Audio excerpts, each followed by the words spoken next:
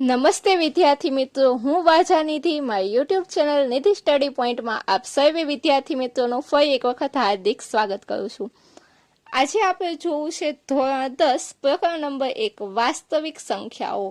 તેમાં આપણે કમ્પ્લીટ કરેલું હતું સ્વાધ્યાય 1.1। આજે આપણે જોવું છે સ્વાધ્યાય 1.2 પહેલા જે આવતી અમુક થિયરી છે જે તમારે પરીક્ષા માટે અગત્યની છે તેવી થિયરી જોશું અને ત્યારબાદ આપણે સ્વાધ્યાય 1.2 ના બધા જ દાખલા કમ્પ્લીટ કરશું। તો જોઈએ આજના વિડીયોમાં આપણે જોવો છે પ્રમેય 1.3 અને પ્રમેય 1.3 માં તમને શું આપેલું છે તો કે √2 એ અસમય સંખ્યા છે તેવું આપણે સાબિત કરવાનું છે।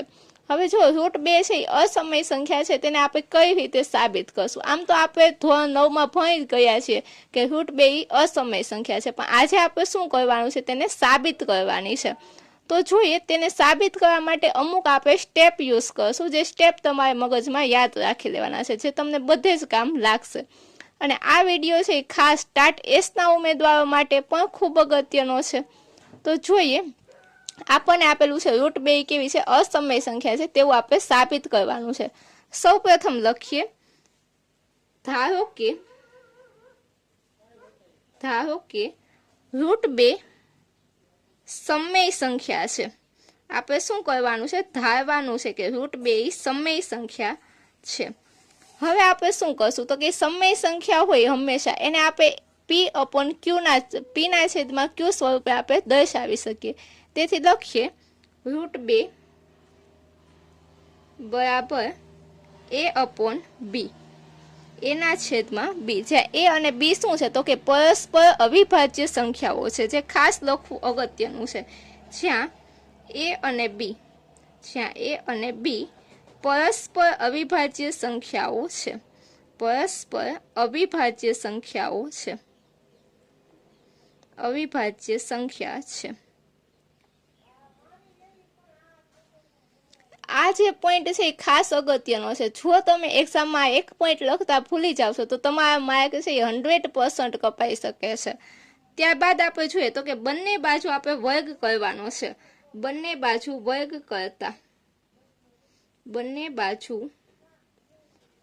કરતા તો આપણે જો √2 નો વર્ગ કરીએ અને a/b નો વર્ગ કરીએ તો શું થશે √2 જ્યારે કોઈ પણ સંખ્યા હોય અને વર્ગમૂળમાં આપેલી હોય તો વર્ગમૂળમાં આપણે શું કરશે એનો વર્ગ કરશે તો વર્ગ અને વર્ગમૂળ કેન્સલ થાય એટલે શું આવે ઓન્લી 2 આવશે। √2 નું શું થશે 2 અને અહીંયા આપણે જોઈએ a નો વર્ગ અને b નો વર્ગ, a વર્ગ છેદમાં આપણે લખશું b વર્ગ આવું થશે। ત્યારબાદ આપણે જોઈએ તો કે જો અહીંયા આપણને આવું આપેલું છે ત્યારબાદ આપણે શું કરશું એને સૂત્રનો કર્તા બનાવશું। એને સૂત્રનો કર્તા બનાવીએ એટલે શું થશે તો કે એને સૂત્રનો કર્તા બનાવશું એટલે કે a વર્ગને તો શું થશે 2b વર્ગ આવું આવશે। આ બે છે એ છેદમાં જશે એટલે થશે 2b વર્ગ।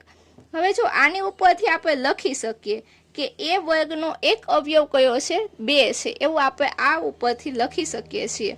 તો લખીએ a વર્ગનો અથવા તો a વર્ગનો એક અવયવ a વર્ગનો એક અવયવ 2 છે, તેથી a નો પણ એક અવયવ 2 થશે, એક અવયવ 2 થશે। હવે જો a સ્ક્વેર નો એક અવયવ 2 હોય આ વાતને જરીક સમજીએ કે a સ્ક્વેર નો એક અવયવ શું હોય 2 હોય તો તેથી a નો પણ એક અવયવ થાય। હવે એ કઈ રીતે થાય તો જો એક એક્ઝામ્પલ હું તમને લઉં છું। અહીંયા ખાલી સમજૂતી માટે હું એક્ઝામ્પલ લખું છું, તમારે આ એક્ઝામ્પલ તમારા પેપરમાં અથવા તો તમે પાકી બુકમાં લખતા હોય ત્યારે લખવાનું નથી, આ માત્ર તમારી સમજૂતી માટે છે। તો જો અહીંયા શું આપ્યું છે a સ્ક્વેર નો એક અવયવ 2 છે। માનું કે હું a સ્ક્વેર છે એની બદલે હું લઈ લઉં 6 નો વર્ગ એટલે 6 નો વર્ગ 36 થાય તો કે હા। અને બીજું લઈએ કે એ, તો કે એ એટલે શું છે, તો કે એ એટલે આપણી પાસે 6 છે। તો જો એ સ્ક્વેર નો એક અવયવ, હવે 36 નો એક અવયવ 3 હોય, આપણને બધાને ખબર છે કે 36 નો એક અવયવ શું હોય, 3 હોય। તો ઈ અવયવ શેનો થાય, 6 નો પણ થાય। 3 છે 6 નો પણ અવયવ બને, એવું થઈ શકે, તો કે હા બિલકુલ એવું થઈ શકે। તો બસ આપણને ઈ જ વાત કહી છે કે એ સ્ક્વેર નો એક અવયવ 2 છે, તો એનો પણ તે એક અવયવ શું થાય, 2 થાય।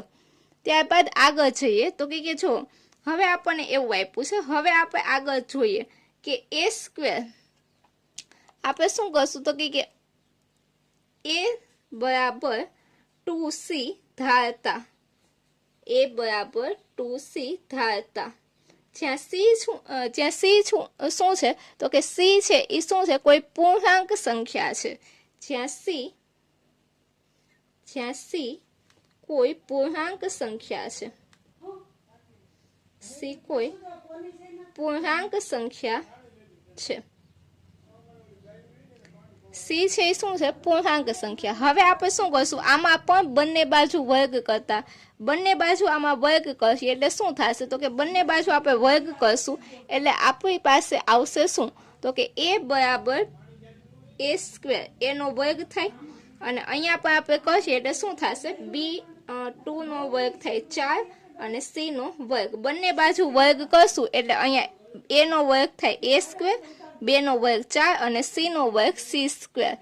હવે જો અહીંયા આપણે જોઈએ તો એ સ્ક્વેર છે એ શું છે, અહીંયા આપણે આને સમીકરણ 1 નામ આપી દઈએ, તો કે એ સ્ક્વેર ની વેલ્યુ આપણને ખબર છે, એ સ્ક્વેર ની વેલ્યુ શું છે, 2b સ્ક્વેર છે। એ વેલ્યુ હું અહીંયા મૂકું, તો કે સમીકરણ 1 ની વેલ્યુ આપણે અહીંયા મૂકશું, એટલે કે સમીકરણ 2 માં, આને આપણે સમીકરણ 2 આપીએ તો લખીએ સમીકરણ 1 ની વેલ્યુ, સમીકરણ 1 નું મૂલ્ય, સમીકરણ 1 નું મૂલ્ય આપણે શેમાં મૂકશું, સમીકરણ 2 માં મૂકશું, મૂલ્ય 2 માં મૂકતા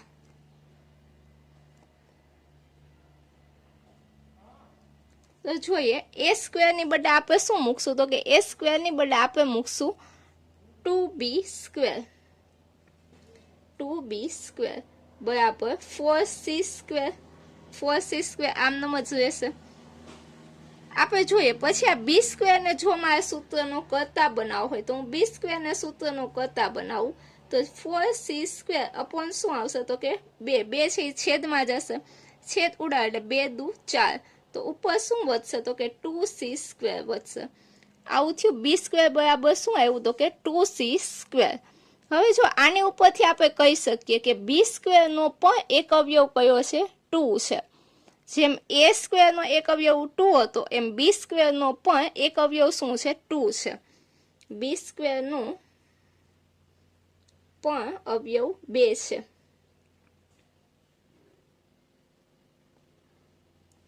જે કેવો છે, જે સામાન્ય અવયવ છે। જો એ માં પણ 2 એનો અવયવ હતો, બી માં પણ 2 એનો અવયવ હતો, તો એ અને બી માં બંનેમાં એક અવયવ 2 છે એ કેવો છે, સામાન્ય છે।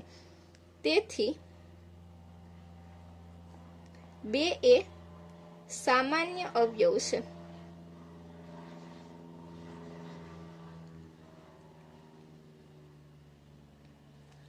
હવે જો આપણે જે ધાર્યું હતું, આપણે શું ધાર્યું હતું કે એ અપોન બી છે એ શું છે, તો કે અવિભાજ્ય સંખ્યા છે।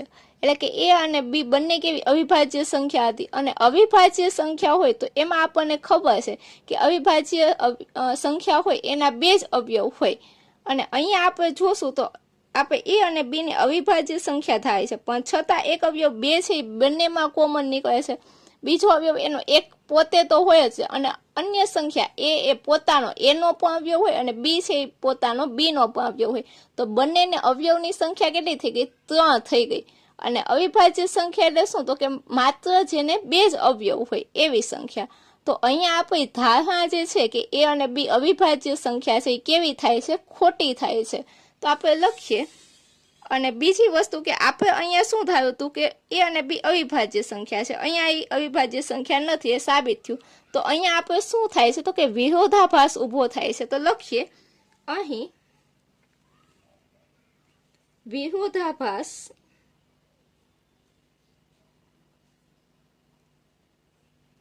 ઊભો થાય છે। તેથી આપણે કહી શકીએ કે આપણી ધારણા ખોટી છે। તેથી આપણી ધારણા ખોટી છે। આપણી ધારણા ખોટી છે। અને આપણે શું ધાર્યું હતું? તો કે આપણે ધાર્યું હતું કે √2 કેવી છે? સમય સંખ્યા છે। પરંતુ √2 કેવી થશે? અસમય સંખ્યા થશે। તેથી સાબિત થાય છે કે √2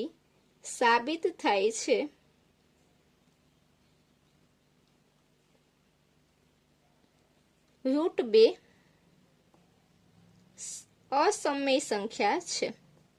√2 કેવી છે? અસમય સંખ્યા છે। તો જો અહીંયા આપણે શું કર્યું? તો કે અહીં આપણે સ્વાધ્યાય 1.2 શરૂ કરતા પહેલા જે પ્રમેય 1.3 આવ્યો હતો તેની ચર્ચા કરી। ફરી મળીશું આવતા લેક્ચરમાં, ત્યારે આપણે શું જોશું? તો કે આગળનું આપણું એક્ઝામ્પલ 5 છે તેની ચર્ચા કરશું। ત્યારબાદ આપણે સ્વાધ્યાય 1.2 તરફ જશું। તો જો તમને વિડીયો ગમ્યો હોય તો વિડીયોને લાઈક કરો, ચેનલને સબસ્ક્રાઈબ કરો અને આ વિડીયો તમારા અન્ય મિત્રો સુધી શેર કરો। ફરી મળીશું આવતા લેક્ચરમાં, ત્યાં સુધી મને રજા આપો। Thank you so much.